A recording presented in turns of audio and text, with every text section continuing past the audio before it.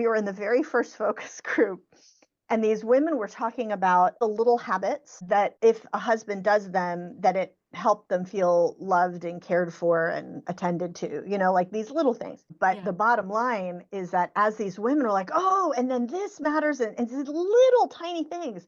And Jeff had recruited another man to be in the focus group to listen to, and the whole time they're looking at each other like, seriously, that matters? And Jeff was like, wow, it's not just Shaunti, it's not Yeah. just my wife.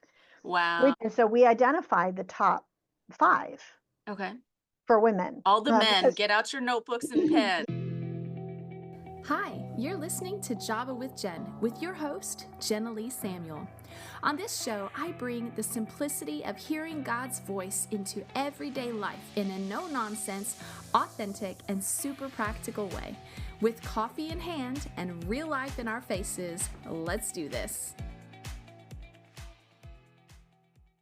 Hey everybody, thanks so much for joining me for another episode at Java with Jen. I have with me Shaunti Feldhahn again, which she was with us last week, and we were covering For Women Only, a book that she wrote, a series actually, like a pairing of books that she and her husband worked on years ago.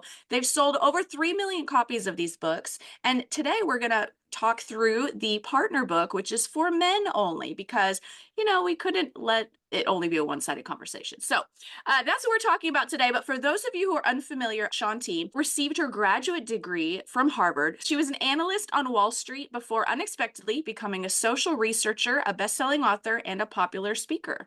Today, she applies her analytical skills to investigating eye-opening, life-changing truths about relationships, both at home and in the workplace. Her groundbreaking research-based books, such as For Women Only and For Men Only, have sold more than 3 million copies in 25 languages. Shaunti, often with her husband, Jeff, speak at events each year around the world. Her research and commentary are featured in media outlets such as The Today Show, Focus on the Family, New York Times, and Family Life. Well, I'm so glad to have you here. Now, we talked about in the last episode that I decided to ask you to come on because I was having some challenges with being a house full of males, 4 boys and my husband, and I was like, surely there's things I should be doing differently. And so I got your book in hopes it would help me just understand the male population in my close proximity. And then you were so kind to suggest that we visit the other book, the one that's For Men Only, talking about women. And so I thought that was a great idea. So in honor of Valentine's Day, here we are. For anyone who didn't listen to the previous episode, you're going to want to make sure to put that on your next up so you can listen to that episode as well. But why don't you let us know what put this specifically on your radar? Why did you want to dive into these topics? And did you start with For Women Only or For Men Only? Which one did you start with? I started with For Women Only. And the funny part about this, I can't remember if I told the story in the last podcast, to be That's honest okay. with you. But I'll give you the short version again because it cracked me up. Because our background is not what people think of when you think of someone who's writing books on relationships, because normally that's a therapist, right? Yeah. Like, or a pastor or pastor's wife. And instead, I was an analyst on Wall Street, but I had this opportunity to write a couple of novels. And one of the main characters in my novel was a man, and I didn't know how to put thoughts in his head. And look, you're writing a story with a main character. You have to say what they're thinking, Yeah. not just what they're doing, right? And I'm like, I don't know. Like, I don't know what a guy would be thinking. And so I started asking men, here's the scene. What would you be thinking in the situation? And I was like, what? Like when they started telling me what they were thinking, it was so surprising. And Wow. eventually I realized it wasn't just that it was surprising, it was like really important. Like these were these foundational things that these men were describing that they thought, that they felt, that impacted everything in their life. And I'm like, why Yeah. didn't I know this? So that's when the analyst hat went on, right? Wow. And long story, but God made this amazing way for us to be able to do this big nationally representative survey of men. And so that became For Women Only, the other book. And of course, it's like, hello, like if we if we did the book about men, guess what we have to do next? That would not be right to just do one side. And so I was fascinated when Jeff and I, my husband and I, did the research for the companion book for men only, Oh, which of course is about women. And the same thing, the big nationally representative surveys, all the same type of really robust research behind it. uh-huh. I was really surprised that when I was doing the research as a woman, I was learning things that I didn't know about myself. Wow. Like, I would be listening in a focus group and some of the women would be unpacking, well, I don't know why I think that, but maybe it's this. And I'd be like, oh my word, that's exactly how I think. I wouldn't have been able to articulate it. Wow. And that could have just been me, right? So that's the reason that we do the big surveys, is to Right. find out, like, what percentage of people does this apply to? Because we need to say right up front, we're talking about women. Last time we talked about men, but we're not a monolith, right? Everybody's an individual. And Right. so the key is, okay, talk about this with your spouse and see, are they in the 87% or whatever? They may be in the 13%. Yeah, and I feel like by making sure that you did the companion book that covers how women think, you're doing a service to mankind because I feel like, that whole stereotype that women are so complicated and men are like, I never understand how she thinks or whatever. So did you find that it felt like one gender was more complicated than the No, other? no, this whole the entire book, the whole thing, the whole project it started out honestly as a project for Jeff to see that women can be understood. Oh, Because the joke at the beginning, he uh-huh. didn't want to do this. He was really reluctant. Hmm. And finally, I was like, okay, like, can we just sit down and talk about why you're so reluctant to do this project? Uh-huh. And he's like, well, this is to help men understand women, and I'm not sure you can be understood. Oh, I'm like, bless. dude. So this honestly, I'm like, okay, well, let's just start the focus groups. Let's, start investigating what some of the hypotheses would be that, men don't understand about women, but if we can be understood. And pretty soon Jeff was like, son of a gun. Like, I had Wow. no idea Did it that, help? Did it help him understand you better? oh, for sure. Like, Wow. there were so many things that we'd be sitting there in a focus group of some kind or another. I can still remember the very first one. Jeff, when we do marriage conferences, Jeff sometimes tells this story on stage, but we were in the very first focus group, and these women were talking about they were talking about the little habits that if a husband does them, that it helped them feel loved and cared for and attended to, like these little things. Hmm. And we can talk about that if you would like. But Yeah. the bottom line is that as these women are like, oh, and then this matters, and these little tiny things. And Jeff had recruited another man to be in the focus group to listen to, and the whole time they're looking at each other like, seriously? That matters? And Jeff was like, wow, it's not just Shaunti, it's Yeah. not just my wife, which is Wow. the benefit of putting some numbers and being able to show the men, like 80% of men think this way. It may, excuse me, 80% of women think this way. It may be worth talking to Right. your wife about whether she's in the 80%. So, Yeah, that's so good. Well, and I watched a whole super long episode interview on Diary of a CEO last night where he was talking with the hmm, woman who wrote the book Cues, and she's a researcher and she studies like the subtle nuances of people's behavior and what makes people, likable or not likable and more impactful, more warm, more competent, whatever, whatever. And so I just think it's interesting because the messaging of her research was if you learn certain little habits, you can yeah, become more influential with people. And essentially, that's the same thing that you're for sure. saying, which is Yeah. so helpful. It's actually this is not the topic that we're talking about today, but just so you know, that's actually what she is talking about. What Uh-huh, you were that author that you're talking about, uh-huh, what she was doing was essentially the reason why, after writing for women only about men uh-huh. and seeing how much it impacted my home life and learning these things like, whoa, about Jeff, And here I am. I had just come from Wall Street, which was an incredibly male dominated field. Yes, Like I yes. was usually the only woman in the room.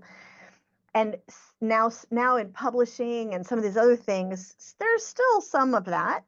And I started like applying some of these things in workplace Mhm. and ministry, and eye-opening. And so I did a big study on men in the workplace. Wow. And that's the reason, because it turns out there are some of these little things, just like that author was saying, that when you do them, it's sending a signal Yeah. to the man that you're working with, Yeah. whether it's in ministry or volunteer or the office or whatever. Wow. So anyway, just so you know, I know that's not the topic of our No, podcast. that's so good though. Well, and Yeah, now I want to know what that book is called. Did you turn it into a book? yeah, it's called The Male Factor. The Male Factor. Okay, now you guys have a Yeah. list of books you need to get from Shaunti. Well, and I love it because I know how the men in my life are. Like my husband sometimes he'll be like, "Don't ask me to solve the problem, like figure out what you're thinking. Just tell me exactly what to do." He's Just like, tell me what to do. "Just Yeah. give me a checklist, and I will be good, and I will do the thing." And so they just feel so much more confident when you tell them exactly what to do, and so Yes. that makes this so valuable for the men. Yes, I love it. exactly. Okay. Okay, first question. You say that men understand that women need to feel loved, but there is something critical that men don't understand about what that means in practice. Can you explain that? Yeah. So the key to for men to understand, and by the way, if it's women listening to this, which Uh-huh. may be the case, help your husband understand this, right? Yes. The key that men don't get, because like you said, every guy knows my wife needs to feel loved. Mhm. What they don't realize is how easy it is for her to not feel loved. True. Okay? So that's the key pivot point. Here's the here's the big thing that happens in a man's mind when they get married versus what happens in a woman's mind. Okay. And this is the reason for this. Okay. And let me explain. We talked about this a little bit, I think, last time, but let me just reiterate. It turns out that statistically, men and women tend to have two different sets of primary insecurities Uh-huh. running under the surface. The women's insecurity is kind of, you could basically label it as, am I lovable? Mm-hmm. Okay. The men's is basically, am I able? That's what they have self doubt about. For women, statistically, it's about 82% of women, depending on the survey. But for women, the question in our heart is, am I special? Am I lovable? Am I worthy of being loved for who I am? And so, what we don't realize is that when we get married, men stop questioning whether their wife loves them. Like it just, that's done. On to the next thing. That never comes up in their mind ever again, unless Wow. there's some like huge issues in the marriage or Yeah. something. Yeah. But that is a settled question, done. And it's this huge surprise for men to find out that no, it's not done in a woman's mind just because you get married and said your vows. And the reason is Huh. because of that internal question.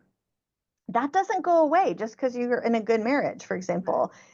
It just morphs in marriage to, okay, does he really love me?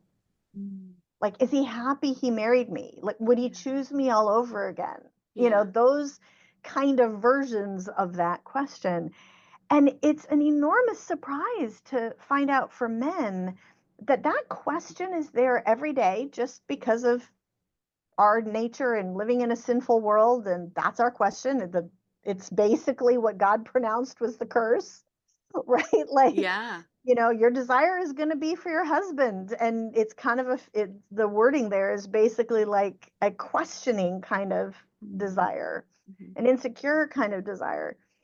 And so because that's in there, men do need to know she has that question every day. So guess what?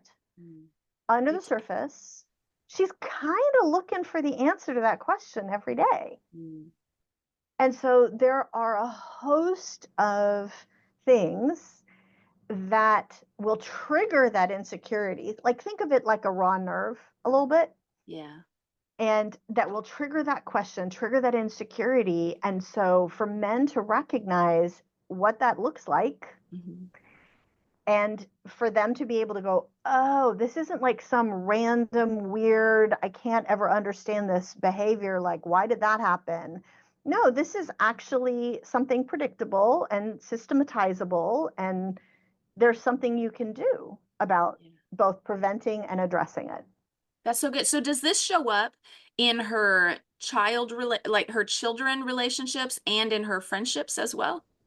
Are you talking about relationships with her children? Uh-huh. Yeah. So, yeah, a little bit with friendships for sure, because it's definitely the am I lovable just in a different way. It's kind of the reason everybody reverts when something goes wrong with a friendship. We all kind of revert back to internally that middle school self, like that felt rejected by the mean girls or whatever, Yeah. because that's the reason that's so painful when people are talking about you behind your back or whatever in middle school. It's because it's triggering the am I lovable question. And it's the reason that guys really don't care. Like Wow. if That in middle makes school, if someone sense. is talking about them behind their back, they're like, yeah, whatever. I'll just go over and hang out with Fred over here. Yeah. But it's because that's not their question, right? Mm. Their question is, am I able? So if Fred laughs when they drop the pass in football, oh, yeah, that's the equivalent of the mean girls talking behind your back. Interesting. So that's the issue. And what men don't realize and makes an enormous difference when they do is, oh, okay, like literally, I'm hitting this raw nerve. I have no intention of doing that. Wow. I want to show my wife how much I love her. It just doesn't work the same way I thought it did. So that was the reason for the research. So we could show the Wow. men how it does work. That's incredible. Okay, so if they think of it, so that kind of leads into the fact that men, if they think that that problem or that question, though they don't realize that's the question, if they think that all things are settled when we got Yeah, married, yeah, then that makes sense why they think women are complicated because we're always on a search for, do you still correct. love me? And he's like, why am I having to answer this question every day? Settle the case, woman. And so, what did you find out Correct. that helps them understand women's process, or rather, what did you find out that helps men understand how women process their thoughts and emotions? Like, how did you help them resolve that?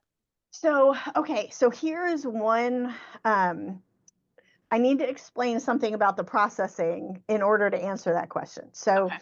because there is another reason that men find women complicated, and it is related to the differences in the brain wiring Mm, between men and women. yeah. So, and by the way, what I'm going to tell you is way oversimplifying the situation, Okay. but this is actually relatively accurate. I had a long interview with this eminent neuroscientist whose brain was so big, and every time he talked and opened his mouth and tried to explain something, I'm like, trying really hard to grasp what he's saying. And so I said, I think I'm hearing you say this, and I was simplifying it because Hmm. I told him I need to be able to write this in a book that people can understand. And he's Yeah. like, oh, no, no, no, that's way too simple. Here's what it is. And I said, okay. And I went back to my simplistic. And finally, he was like, you know what? You're right. The way that you said it is actually a good, simple way of saying it. So here is essentially what men don't realize Hmm. about how we process and how they process, honestly. Hmm. Think of the male brain and the male desktop, the male brain as a computer desktop. Okay. Okay. And think of it as a computer that has one window open at a time. Okay. And one thought, one emotion. You live with a bunch of men, Jen, you get this. Yeah. One thought, one emotion, one function that they're working on in the brain at a Yeah. time. Now, this is obviously super simplified. This isn't actually the way the male brain works, but it's close. Okay. This is a pretty good representation. And so they work on that thought, or they are dealing with a worry or whatever it is, and they're done with it. So think of it again like a computer. You click the X on the window, Mhm. it goes away, you open the next thought. Okay. So that's kind of what the male brain is like. That's kind of the way that their processing works in some ways. The female brain is a computer Wow. desktop with 10 windows open all at once. I have like 25. Yes, 20. I kind of do too. Okay. We always say 10 because it's simpler, but I actually think it's way understating it.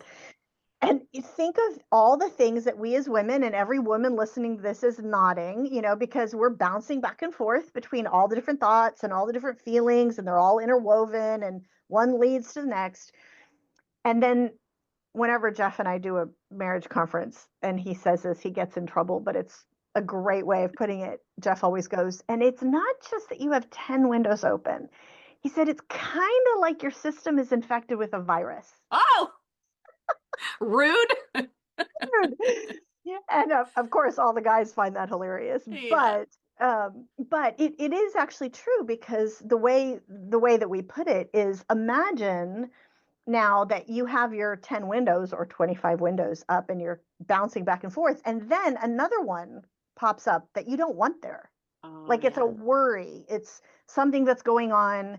And so you want to click the X and make it go away. You don't want to be dealing with that. And you do, and it pops right back up. Uh-huh. And you click the X and it goes away, and then it pops right back up, and you can't get rid of it.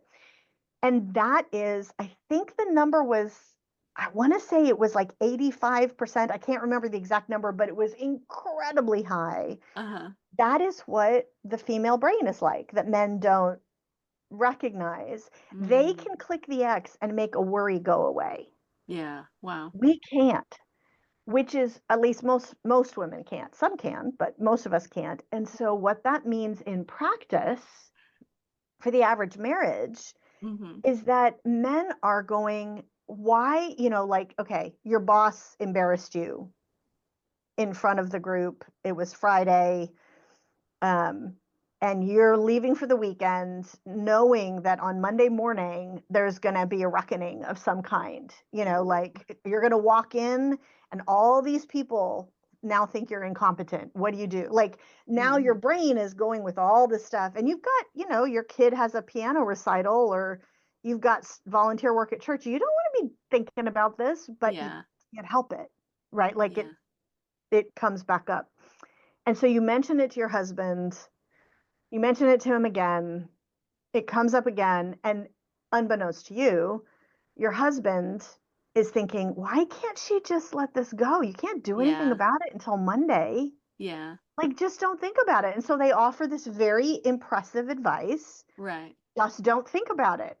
Oh, yeah, because that's so helpful. So helpful, because they're basically saying, do what I do, click the X, make it go away. And they don't realize their wife doesn't have that brain wiring. Yeah. And so that's an example of when you talk about like the processing stuff, how different we are.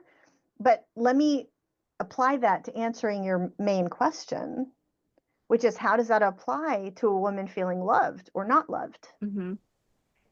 The biggest window in any woman's life, usually statistically, is the relationship with the husband.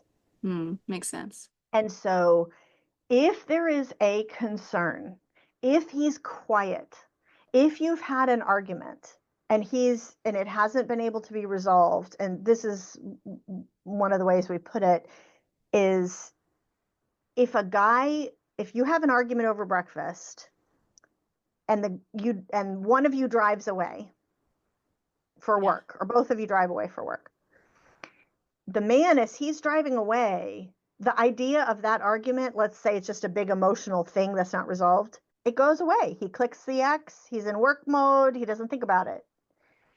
For us as women, no. It's popping up all day long, right? Like, on and off. And it's basically, we tell the men, the feeling that women have is this unsettled sense of, are we okay? That's the feeling. Are we okay?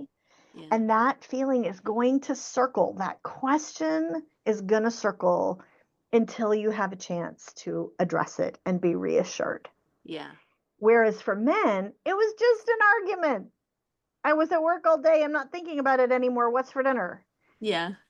for women, it's like, no, like I need to be reassured that we are okay. And Yeah. so I don't have this constant, the equivalent of am I lovable Yeah. thing popping up. That makes sense. And that's why it's so irritating to us women when there's an argument before bed and he literally rolls over to go to sleep and you're like, can't sleep because it's stewing all night long. So, okay, so Wait, tell me if I'm correct. I'm thinking the only way to be able to click that X to make the window go away is to make her feel better about yes. the situation. Yes, the way that we actually did this study this on the nationally representative survey, we couldn't, we could only ask like 30 questions or something. I can't remember the number. But this was one of the 30 because it was so crucial. And I Uh-huh. think the number was 95% of women. You never get numbers that high, but it was pretty close to 100 that said, if he will reassure me before he leaves or before he goes to sleep or Mhm. whatever, it doesn't have to be a big, long conversation, but even something like, look, I'm angry. I'm not thinking anymore. It's 1 o'clock in the morning. You know, can we pick this up in the morning? But listen, I want you to know we're okay. Mhm. Yeah. Like, ooh, that changes everything. Now that is an item that every man needs to add to his toolbox. Yeah. Every man needs to add that to his checklist of just guys are like, just tell me what to do about it. Okay, Yes. there you go. This is one of the Yes. things just to do about it. Add Yes. that into your toolbox before you leave, before you go to sleep. Always reassure her. Yes. And that I think leads into just the concept that men understand that security is important for a woman, but they don't always understand what that looks like played Yes, out, right? They think yes. security, or at least from what I would think that men think, is that security means there's a roof over her head, the bills are paid, I have a job. I feel like their brains usually go to financial security Yeah. because they're wired to provide. So they're thinking in terms of that lens. Whereas for me, my priority is emotional security. Financial matters, but emotional comes first. Is that fair? You are like most women. And Okay. most men, if there are men listening to this podcast, they do not believe a word you just said. Oh, really? Yes, this is one of the topics that we find that men have the hardest time believing could Huh. possibly be true. And so, what we found, and I'll just tell you what we found in the numbers. And forgive me, I'm such a data nerd, so I It's always okay. have to go back to what we found in the numbers.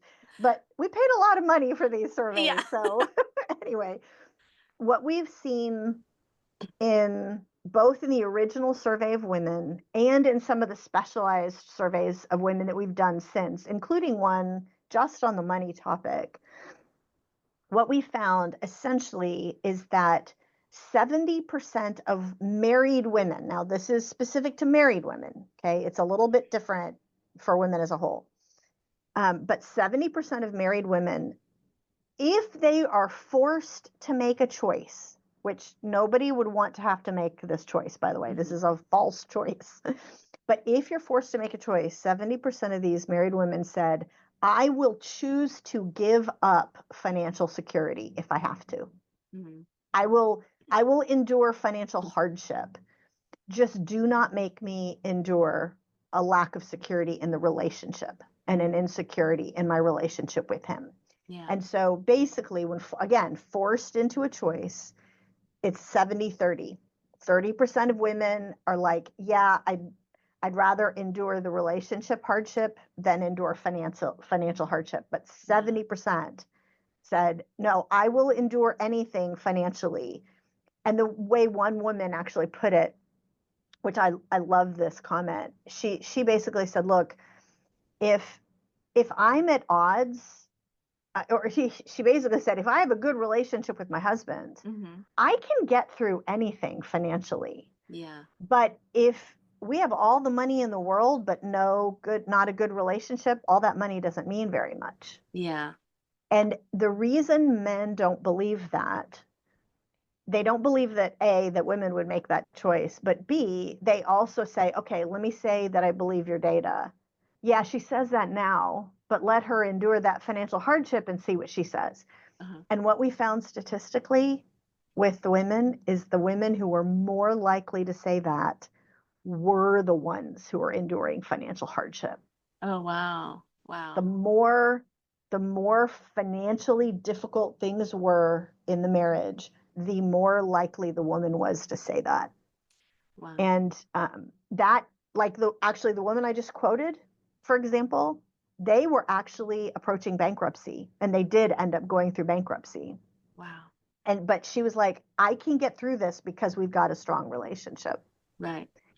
So what we tell men and what we tell women to tell men is essentially, what are the things that build that sense of security? Mm-hmm.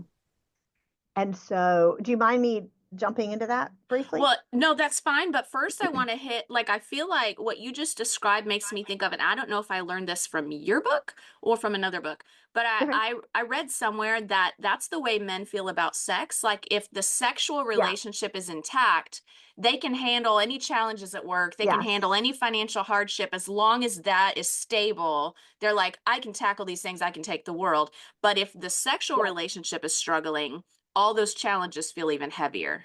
I think it was 77% of men said that.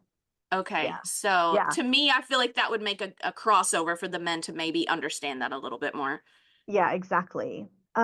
So if and it's not for 100% of men, but if that is for 77% of men, what's the equivalent for women if it's not sexual intimacy, which it is for some women, but if that's if that's not the thing that builds a sense of security for them, what is it? And what we found is that it's little simple actions done regularly. I'll give you some of the ones that the vast majority of women said were part of their little package of things that really mattered. One is things like taking their hand when you're walking across a parking lot. Yeah. Um, that because men think that these things are the big candlelight dinners, right? Like they think it's the big stuff that feels hard for them to arrange. Yeah. And we're like, no, it's a message that you're sending. And you can send the message in hundreds of ways. So things like taking her hand, or you're driving and you reach across and like you put your hand on her knee, like those kinds of gestures matter a lot. If you are sitting together at church, you put your arm around her at church, or you're at a restaurant, you put your arm around her as you're sitting there in the booth talking to your friends that you're having dinner with. It's a little thing, but it kind of says, you're mine. I love you so much, right? Like that message is really powerful with that Yeah. little tiny thing. Or sending her like a text message in the middle of the day that says something simple like, man, this has been a really hard day. I can't wait to see you tonight. I love you so much. Thank you for marrying me. Like she will screenshot that text message And send it to her friends. and send it to her friends. The thing is, and I could go on and on and on, but these little things, and what we always say is ask your wife what says those things and then put them in your toolbox. Because what happens is if you do these things regularly, what we found that happens, which is just beautiful, is it puts such a sense of security underneath her that, let's just say now that you do have the argument late at night and there is emotion and he rolls over and goes to sleep and he hasn't said, listen, we'll pick it up in the morning, we're okay. Yeah. She has such a sense of security that she is able to tell herself, you know what, this is just an argument. I know he loves me. I can go to sleep Yeah. and be fine. Yeah. And that is the ultimate goal for every husband. If you're going to love your wife like Christ loved the church and gave himself up for her, it doesn't mean what guys think it means. It doesn't mean working 80-hour weeks at a job and breaking your back on the construction site in order to provide for her. Although providing is important, of course it It is. is. Yeah. That's another biblical command. But it doesn't mean those things as much as it does learn what it is that speaks love to her Yeah. and do those little things every day and build that sense of security. That's what giving yourself up for her, because it doesn't come naturally to you. That's what it means. Yeah, that makes sense. So I'm thinking through what I've seen my husband do in our relationship. Times when things were really rough. So like he didn't come in equipped with most of any of the tools for doing the little things, like his just the culture he grew up in and whatever. He had no grid. He told me early in our marriage. I asked him, why aren't you more of a gentleman? Like, why don't you open the door for me? Why don't you do little things like this? And he was like, chivalry is a Western ideology, it's ridiculous. And I was like, oh great, this is going to be fun. And so that was the mindset he came in with. And I noticed that when those little things weren't happening, and our marriage was in really rough spots, and I was like, I'm ready to peace out. Like, this marriage is destroying my mental health. And I was like, at this like extreme end, we came to that a few times. I noticed that he always would come in with grand sweeping gestures, like throw a big party and like do all these things. But the Yeah. truth was, because the little things weren't there, I didn't trust the big gestures, Yeah. because I was like, if you can't do the little things, then these big gestures are just a desperate attempt to rescue something, but that's not a character change. That's just a momentary, deep reach. And so would you say that that's how women feel, is if the little things aren't there, the big things don't hit the same? Yeah, the way you described it is exactly what we found in the research. And this is where men think you're not being consistent. You have this random expectation. You're hard to like predict. Like, no, actually, it's just you're not recognizing Mhm. what's underneath that. And it is because if you don't do those little things every day, and one of the other ones I should have mentioned is listening. Oh yeah, That's that's a one of big the one. other little ones. That's a big deal.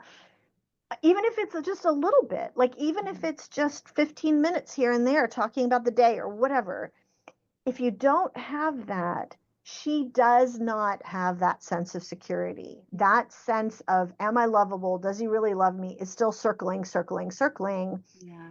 And so the big gesture doesn't do a thing Mm-mm. to stop that circling. It's helpful for maybe a moment, but depending on how difficult the relationship has gotten, Mhm. what you said is actually a really good way of putting it, which is she may not trust it. Yeah. Yeah, that's how I felt for sure. Yeah. And okay, so it had a really great question. Where did it go? Well, maybe it'll come back to me. Okay, so when a It'll hit woman, you at 3 o'clock in the morning. I know, right? Be You're like, going to oh sit man, up that's and what I go, wanted to oh, that's what ask it's her. about. Oh, that's what it was. Okay, so I feel like for the men that are listening, and maybe even for the women who want to help their men, the next question is, well, how do I help him understand the little things? Because when our brains are not wired the same, Right. it you really have to follow like a checklist to Yeah. program your brain to think like that, right? Yeah. And so I feel like the men naturally will be like, okay, what are the, so for me, like the listening, for me listening is one thing, but for at first he would listen while he was looking at his phone. And I'm like, Right. you're not listening to me. That's not listening. Give me your eyes. And then I found out, tell me, I don't know if this surfaced in your research or not, but I found out that the eye contact for a woman releases the same chemical in the brain that men have when they have sex. Yes, It's the same that's chemical correct. release. Oh my goodness, It's that's just not so crazy. much just about the eye contact. Let me correct a little something. Sure. My understanding of this, and again, the neuroscience is complicated enough that I never want to sound like the expert, right? But from what I can tell in the research, um, basically, it's not just the eye contact, it's the deep conversation. Mm. And so you're present, you've Mhm. got it doesn't have to be eye contact. You can have that deep conversation. But if he's looking at his phone, you're not feeling deep conversation, No, right? yeah. So it's more the attention Mhm. that's the issue, and the attention can be had without the eye contact. And the reason, by the way, that that's important to know is that sometimes we sabotage what we most want when we insist on eye contact. Long story, but eye contact with men is highly likely to stimulate a flight or fight response. Yeah, because it's taken like a challenge, right? It takes a normal interaction and turns it into I've got my eye on you. right? Like it turns it into a predator and prey kind of thing. And so either they kind of bow up and like they're ready for a fight and they're anticipating criticism. So a totally normal conversation is heard as criticism. And the only reason was that you were looking in his eyes. I know Huh. that sounds really funny, but that it either is that or withdrawal, flight, because I Right. can't, my brain just got completely hung up by this and I've got to step away. I can't process this. And Huh. so what we often find is that side by side talking, like you guys are making dinner together, or you're driving the car, Yeah. or you're walking in the neighborhood, or you're talking, but you're not staring into each other's eyes. That sometimes with some men that can actually be more productive. And by the way, it works the same way with boys, with our sons. I was gonna say, so I often, when I'm disciplining the boys, shoot, I'm making it worse because I always tell them, look at my eyes, look at me Yeah, when I'm talking to you. Because to me, it feels so disrespectful if they're not looking at me when I'm saying something I important. know. And so, but they, especially the more intense that I get, the more they want to look away. Yes. And so, okay, so I'm The making that worse. reason, the reason that they're, and I'll actually, here's the problem. I'm going to tell you what is probably going on, but there's a small chance that it's the opposite, Okay. obviously, because everybody's an individual. Uh-huh. But here's what is probably happening statistically, most likely happening, Uh-huh. is that the more intense you get, the more their brain wants to either fight or shut off, Uh-huh. okay, fight or flight. And so they're actually looking away in order to keep their brain engaged. And so it's the opposite of what you think. It's trying to be respectful, it's Makes sense. trying to listen Hmm. in most cases. Now, are there people for whom they just don't give a rip and they're looking away because they don't care? Of course, that's going to happen occasionally too. But in most cases, it's actually an attempt to learn and to listen because they Okay. don't want their brain to shut down. They want to hear what the issue is so that they can fix Interesting. it, I feel right? like you just saved my kids' lives. So, okay, but so back to the women thing though, this is something I wanted to point out. So, when it comes to learning all the little ways to make her feel secure, Yes. I did have a guest on my show a few years ago, Heath Stoner. It was around Valentine's Day, and he's a romance coach. And he had a really great tip for the guys in that he would tell them to go to their wife and say, write down 30 ways, small or big, that I make you feel loved, Yep. and then to take that list and put it in his calendar. So every day he Yeah. does one of those little things. Do you have any other little tips or ways that guys can learn those little things? What I'll tell the men is that that's the reason that we did in the research, we tried to identify the top 5. So that no matter what, yes, do the 30 things, but don't put the pressure on yourself to do one a day. Right, Right? right. Like what's day number 4? What's day number 17? And instead, yes, find out what those things are because your wife is going to be different in some ways. Find out what some of those things are. What are the things that either A, come naturally to you that you can do easily, or B, that you can do even if it doesn't come naturally, but that you can kind of build kind of repetition in your brain and it becomes more of a habit. Yeah. And so we identified the top 5 Okay. for women All the men, because get out your notebooks and pens yeah, because seriously. So and some of these I already mentioned. So 82% of women said if he takes her hand, like you're sitting at the movies or at church or whatever, you take her hand, or walking through a parking lot or whatever. Number 2 is sending her some sort of a little message during the day, like that text message example. It could be an email, could be an old-fashioned voice note, whatever it is, but some sort of a little message during the day, and this really, really matters for 75% of women. Some sort of physical, affectionate gesture, like putting his arm around her, putting his hand on her knee, etc., including, by the way, in public. yeah. So having that kind of, his arm resting around her at dinner is like a public, it's not a huge PDA, but it's a public signal, you're mine, Mhm. and I'm happy about Yeah. that. Okay. Yeah. Number 4, which we didn't talk about yet, is telling her sincerely how beautiful she is to Yes. him. And That's a big deal. not in a way that's like has sexual undertones, but Right. just purely Just simply not like, exactly. woo woo, you look good today. Yeah, Okay. what's happening later, baby? Yeah, Right, no. exactly.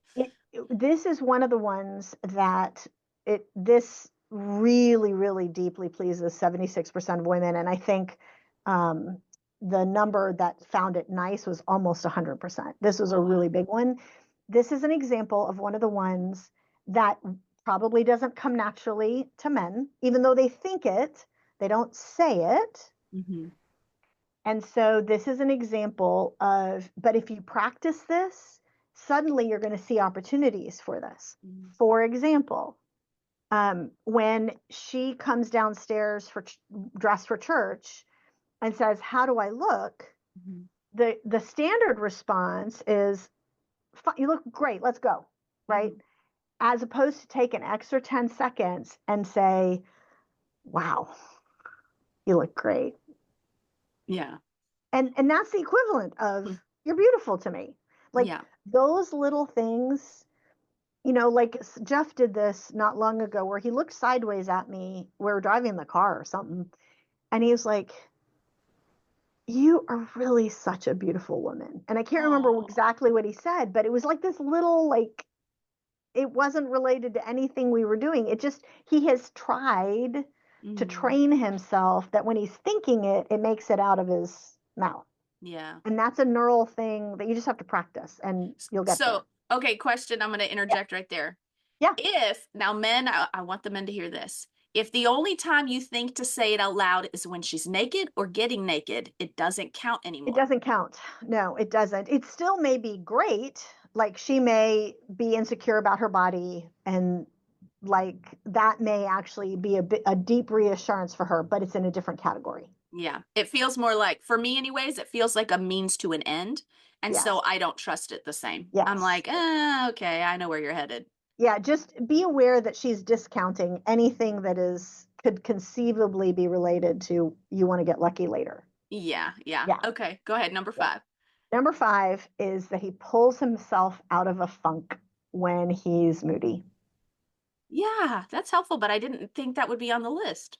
Yep. This is another big one. This is Mm-hmm. again 3 out of 4 women. Um, this one is important to understand and guys don't realize when they have a bad day at work or whatever. It may not be that there's any reason. They're just in a bad mood. Mm-hmm. For whatever reason. The way that I put it is like, it's like you've got the black cloud of doom following you around, Yes. right? And it naturally tends to trigger what's wrong Mm-hmm. with us, Mm-hmm. right? Are you mad at me? Mm-hmm. Like, what did I do? Like, it tends to have a triggering effect without the woman realizing it on her insecurity. Mm-hmm. And so if a man, sorry, if a man will practice pulling himself out of a funk, pulling himself out of that bad mood. And there's all sorts of different ways to do that. We all know those things, like even turning your mind towards things you can praise, Philippians 4:8. Think Yeah. on the things that are excellent and lovely and worthy of praise rather than what's driving you nuts. Yeah. When you do that, you don't realize as a man at this moment, you have to just trust me on this because we saw it on the survey. Mm-hmm. But for 3 out of 4 women, that is life-giving. Mm-hmm. Men think if they're in a bad mood, it only impacts them. Mm-mm. They don't realize that it impacts everybody else in the house. Mm-hmm. And that's the case whether you're a teenage boy or 50-year-old man, right? It doesn't matter. And so that one coming out on the survey, that was originally a pretty big surprise for us when we saw Yeah. that come out in the That data. that And makes now sense. it's like, now whenever I say it, women are like, yes. Yeah. So Yeah, because the truth be told, if my husband's gonna come home in a funk like that and not deal with it, I would rather him not come home. I know. It's, Like, stay at yeah. work, stay at work, sleep at work if you have to, come home happy.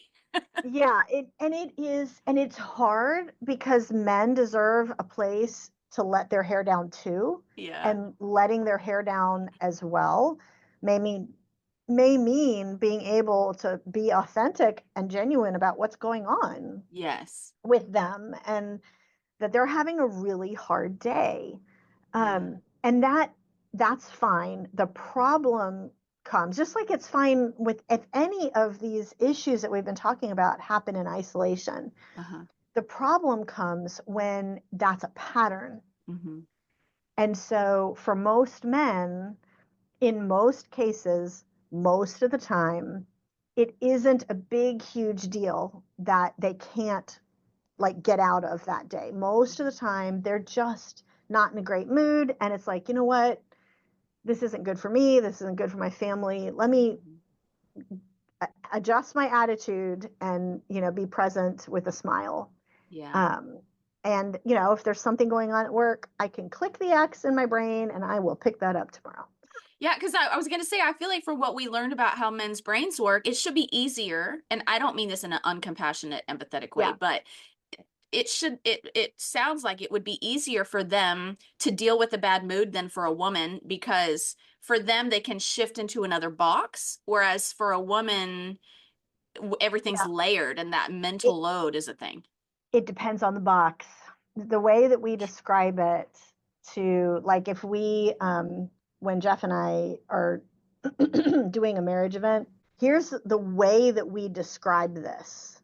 And it helps everybody kind of get what we're talking about. Put it in terms that the husband can understand what this feels like. So if let's just say that let's just say if it's a man listening to this, that you work in I'm going to make this up, you work in a consulting company and it's been a bad week, because your company has just lost its biggest client and it was an account you worked on. And at 5 o'clock on Friday, your boss comes by your cube and says, I'm going to need to talk to you first thing in my office on Monday morning. Have a good weekend. Dread. Like, we ask the men, how's your weekend? Yeah. Can you just click the X? No. No, because it's on something that really emotionally hits them. So again, remember us talking Yeah. about financial provision and how hard it was for men to believe that women would take the financial hardship if they had to? It's because for men, the fear and the insecurity about am I able is often tied to finances. Yeah. Okay, it's Yeah. getting more complicated, but that's the bottom line, is that am I going to be able to provide for my family is a huge, huge deal for them. Mm. So that's big enough that window is popping up all weekend. And we always tell the guys, if your wife says, just don't think about it, like, how She helpful is learned it that? from you. How helpful is that? And they're like, oh, okay, I get it. Like, that doesn't work. Um, but what we tell, so that's an example of why they can't just always click the X. Yeah. It's something that is emotionally big to Really them. deep. Mm-hmm. But back to the topic that we're talking about, to help the men understand the women, also think about what would happen if 5 minutes after your boss left your cube and you're now in turmoil, right? Imagine he comes back and says, you know what? I think I gave you the wrong impression. Yeah, it's been a rough week, but the reason I want to talk to you on Monday is because we're bringing in a new client and I want you to work on that account and I wanted to talk about it.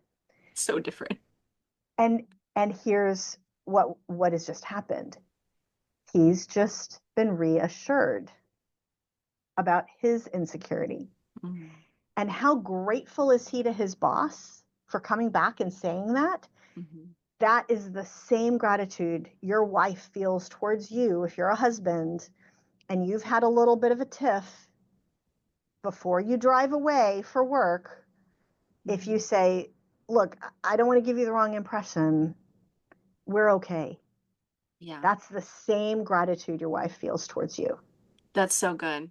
That's a perfect parallel. Okay, so I want to hit one last topic because it's a spicy one and it's the one that men probably will really want to learn about. And I know we've gone so you're so gracious. Can I still take 10 more minutes of Of your time? course. Yes, Okay. absolutely. Okay. Yes. So what did your research find that men don't tend to understand about their wives in regard to sex? Because I think we all know men and women operate very differently. I know 24% of women are the higher desire spouse, Okay. which is a pretty big number. Yeah, I mean it's a quarter of Actually. them. Yeah. Yeah. Yeah. And I can't remember what the numbers are in terms of the percentage of women that wanted sex pretty frequently.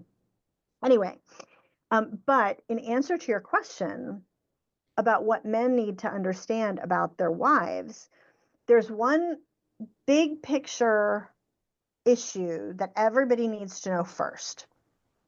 And this actually really helps a lot of men kind of understand where to put this category. So it turns out that under the surface, all of us, men and women, by the way, all of us think that if one person wants more than what's happening, which is the case for 79% of couples, by the way, which is a lot, Yeah. everybody assumes that it's because one person has a lower sex drive than the other. That's just the category. We just assume that that means, and usually it's the wife, not always, but usually. And so we just assume that means that she has a lower libido. And so suddenly you're in this kind of fight constantly of one, the husband wanting more and the wife being like, please leave me alone. Like twice a week is fine or whatever. It turns out that that could be the case, but that is not usually the main issue. And that if you understand the main issue, you both are likely to connect more often. So and there are many different things that could be going on, but this is a big one. It turns out it's usually not just the level of desire that's the issue. It turns out there's two types of desire. So, and this is what most people don't know, but the numbers were astounding on this. And by the way, I wrote this book into this research with this eminent Christian sex therapist because this is such a technical field. Yeah. So this is all very accurate physiologically. It turns out that there are almost between the two different types of desires, there's almost an opposite physiological response. So you have one type of desire that you could call initiating desire or assertive desire. And it's what you see in Hollywood, right? It's the guy and the girl look at each other across the room and there's a spark, there's hunger, right? You feel a desire and you move towards it. It turns out that that is only 10% of couples. What? Yeah, only 10% of couples. What that means is both the wife and the husband have that initiating desire, have that sense of, I have a desire to pursue sex and I do something about it. The vast majority don't follow that pattern. And the reason is that there's a second type of desire. This is called receptive desire. And receptive desire works physiologically in the reverse order. Someone with receptive desire does not feel sexual desire at first, usually. And instead, they decide to get engaged with their spouse. So their spouse makes a move and they're like, okay, now I have to start thinking about this. I wasn't thinking about it before because if you were thinking about it before, you have initiating desire. Okay. Got it. So the person with receptive desire, they decide to get engaged. And then as they do, and as their physiology starts getting stimulated, then the sense of desire starts arising that maybe their partner felt 10 minutes ago. Gotcha. Okay. So, and that could be sometimes the receptive desire is the husband, or both people have receptive desire. That's a much more common thing than both people have initiating desire. And it's strongly in women, it's 73% of women have receptive desire. In men, it is strongly related to age. As a man gets older, they are more and more and more likely to switch from initiating desire to receptive desire. Interesting. And here's what we tell the men. If your wife is one of the 73%, or if you're a wife listening to this and you're the one with initiating desire and your husband has receptive desire, the person with receptive desire has to be approached differently. They need to know what you've got on your menu for the evening before you get to the bedroom.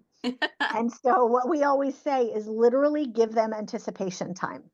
That's the tool there, is that's what you need to have in your toolbox.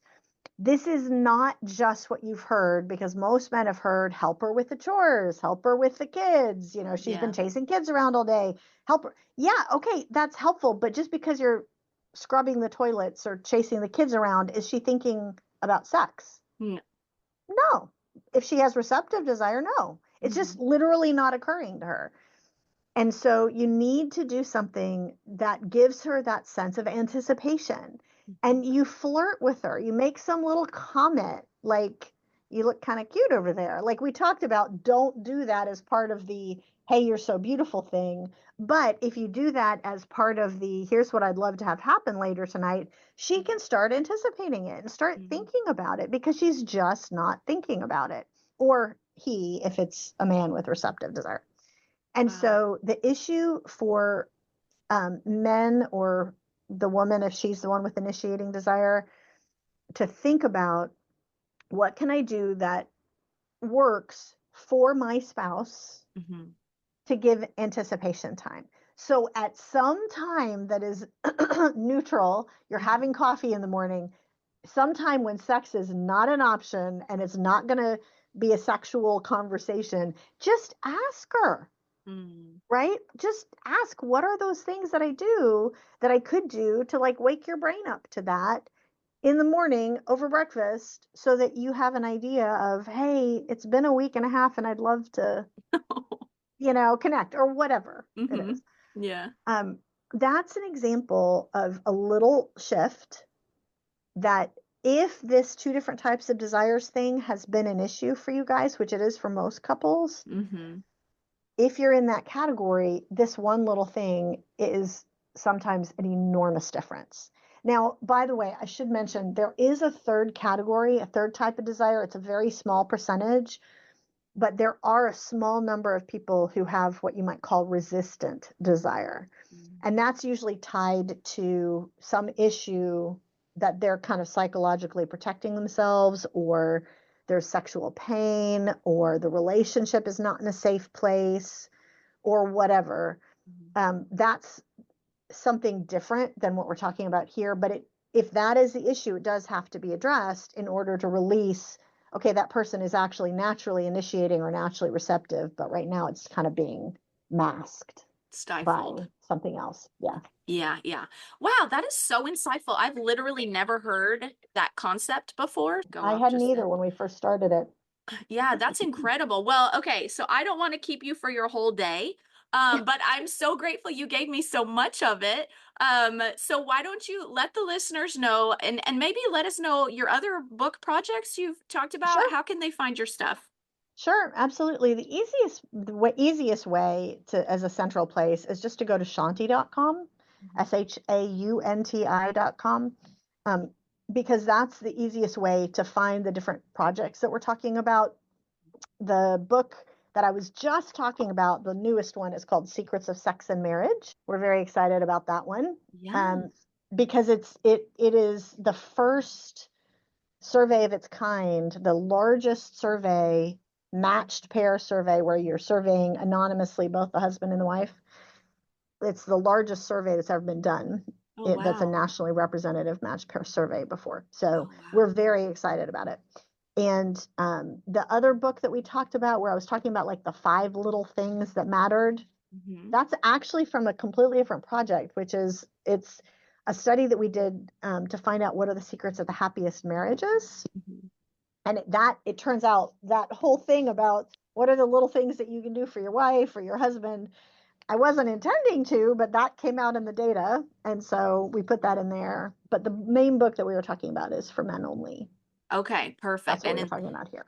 Perfect. I love it. And the other one was for women only. So like when we Yeah. bought these books originally, which for men only, my husband had it. I don't know what he did with it. Maybe it's at his church office or something, but we bought it as the pair because I was like, Yeah, I wanted to read both because I was you like, should. reading about the women will probably help me, like you said, have language for things I have felt but not been able to articulate. And so I encourage you guys to buy them in the pair if you're going to buy them. But otherwise, go check out Shaunti.com. And I plan to look into that. And you do marriage conferences as well for anyone who's listening who may be looking for someone to come to a marriage conference at their church, right? Oh, Yes. thanks, Jen, for mentioning that. Yes. Okay, well that's amazing. Well, Shaunti, thanks so much for coming on here again. So as before, I feel like my brain was filled and I'm Oh, I'm inspired and glad. I'm given some more tools for helping me with all the men in my life. I'm glad.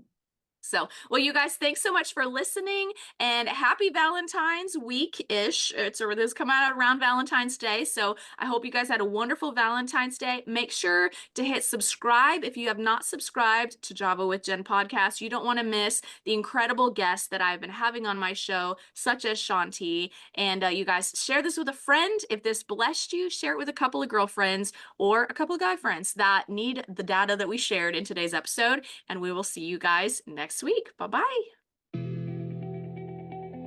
Thanks so much for tuning in to today's show. Listen, let's stay connected. Come follow me on Instagram at Java with Jen, where you can follow the latest and say hey. It's a really great way to stay in touch. Many of you have also asked how you can support the show. You can make donations through the Anchor app or on Patreon, or of course by sharing, rating, and reviewing on social media and iTunes as well. Your heartfelt feedback always reminds me why I do this. Also, don't miss our merch store where you can get super cool Java with Jen swag and coffee. Find it at javawithjenmerch.com. Until next time, remember, hearing God's voice is simple, and He wants to be a part of your everyday life. See you next week.